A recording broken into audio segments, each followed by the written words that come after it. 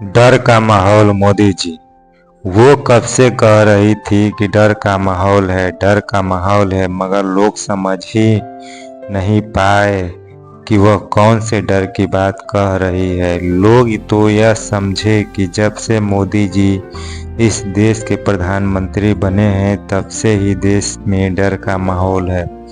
पूरा बॉलीवुड उसके पीछे खड़ा होकर चिल्लाने लगा, देखो डर का माहौल है।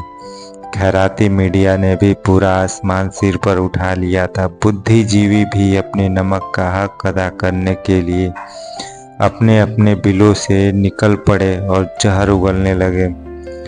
बड़ी बिंदी गैंग अपनी बड़ी बड़ी बिंदियों को और बड़ा करते हुए रुदाली बन गई।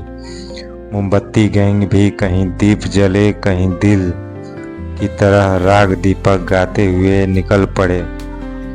आज पता चला कि सच में गजब का डर का माहौल है। बेचारी इतने सालों तक डर के माहौल में जिंदा रही और यह भी कहने का साहस दुस्साहस नहीं कर पाई कि डर का माहौल देश में नहीं अपितु घर के अंदर है।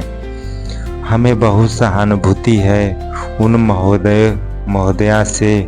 15 सालों तक साथ निभाने के बाद कोई इस तरह बीच बाजार छोड़कर भागता है क्या?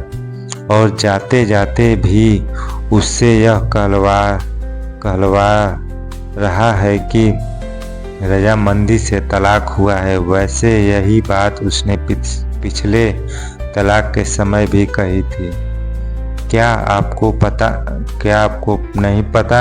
अरे बच्चा बच्चा जानता है, फिर आपने तो प्यार किया है इसलिए आपको तो सब कुछ पता होगा। क्या कहा? इश्क अंधा होता है। हाँ, आज पता चल रहा है कि इश्क अंधा ही नहीं होता, बहरा भी होता है, गूंगा भी होता है और लूला लंगड़ा भी होता है। अगर ऐसे नहीं होता तो आप ये देख लेती कि उसने अपनी पहली पत्नी जिसने की प्रेम विवाह किया था को भी तलाक देकर बीच बाजार छोड़ दिया था।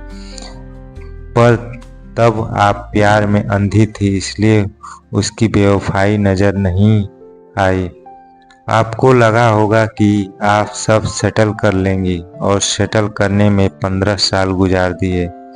अब आपको पता चल गया कि ये तो किसी और की गिरफ्त में है। जो कस्में वादे किए थे वे सब हवा हवाई थे। ऐसे कस्में वादे पहली पत्नी से भी किए ही होंगे, लेकिन क्या उन्हें निभाया नहीं ना? फिर क्या सोचकर निकाह किया? जब गलती की है तो भुगतनी तो पड़ेगी ना। मगर बच्चों का क्या कसूर जो मम्मी या पापा किसी एक के बिना रहेंगे? हमें उन बच्चों से पूरी हमदर्दी है।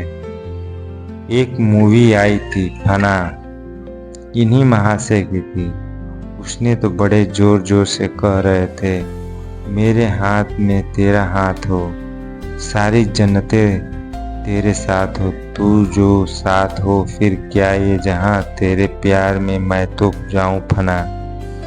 और असल जिंदगी में जिससे प्यार हुआ उससे तलाक हो गया। पहली गलती तो गलती होती है, मगर जब स्थितियां बार बार होने लगती है तो समझो कि सिक्का ही खोटा है। सच में आपका डर एकदम सही था, मगर आप में यह कहने की हिम्मत नहीं थी कि डर का माहौल देश में नहीं वरन घर में है। लेकिन अब क्या हो सकता है जब चिड़िया चुग गई खेत, और वह भी एक बार नहीं बल्कि बार बार। इन लोगों के लिए फिल्मों में इश्क अलग होता है और असल जिंदगी में और। जनता को बरगलाने के लिए सत्यमेव जयते नाम से नौटंकी कर अपनी ब्रांडिंग करते हैं। पर मैडम जी, एक बात हमें समझ नहीं आई कि जब ये जनाब भारत के शत्रु और पाकिस्तान के परम मित्र टर्की के राष्ट्रपति की पत्नी से मिलकर अपनी देशद्रोही वाली छवि सबको बता रहे थे, तब भी आपने अपने शौहर को नहीं पहचाना। जो आदमी अपने देश का नहीं हो सका वह तुम्हारा क्या होगा? इस बात पर भी विचार नहीं किया तुमने? तो दोस्तों ये कहानी अगर अच्छा लगे तो लाइक और सब्सक्राइब जरूर कर देना दोस्तों। धन्यवाद।